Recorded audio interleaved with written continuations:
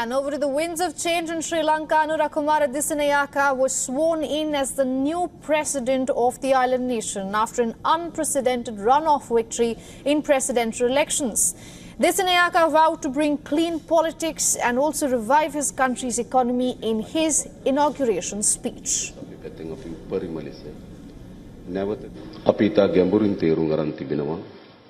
We have a deep understanding that we have got a challenging country. Our politics must be cleaner than this. There is a need for a political culture that people expect. We will commit ourselves to that. The public have a very negative view of politicians and politics.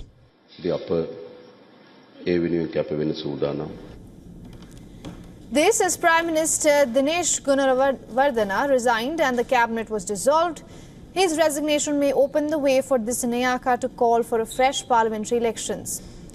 Gunawardena took over as Prime Minister in July of 2022 after former President Gotabaya Rajapaksa fled the country and resigned in the face of widespread protests unleashed by the worst economic crisis that Sri Lanka has faced since its independence.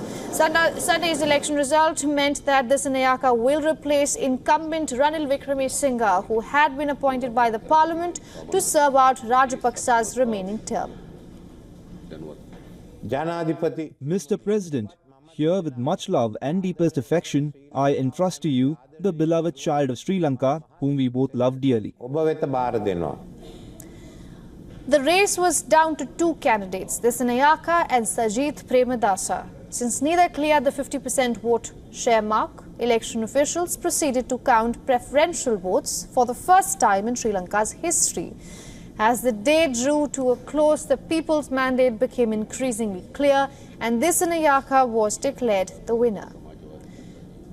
Although his Janata Vimukti Perumuna party has just 3 seats in the parliament, the 55-year-old candidate was boosted by his promises of tough anti-corruption measures and bigger welfare schemes. In his first address as President-elect of Sri Lanka, Dissanayake had called for a restoration of the people's voice as a critical step towards advancing the country. He added that parliamentary elections should be held in accordance with the will of the people to move the nation forward. There was a need for a government with a mandate from the people if you want to rescue the country from the crisis. We know in the recent past the mandate was distorted. The distortion of the people's mandate affected the parliament and other institutions beyond that. The people's mandate that is needed to take this country forward is being established. That was the main point of the presidential election. And I think the general election should be held immediately after.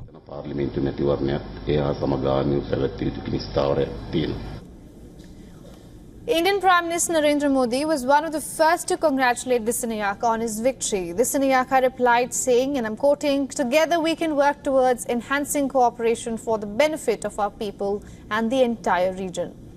Now, India's High Commissioner to Sri Lanka also met with President-elect Dissanayake and conveyed greetings from India's leadership. For all the latest news, download the WION app and subscribe to our YouTube channel.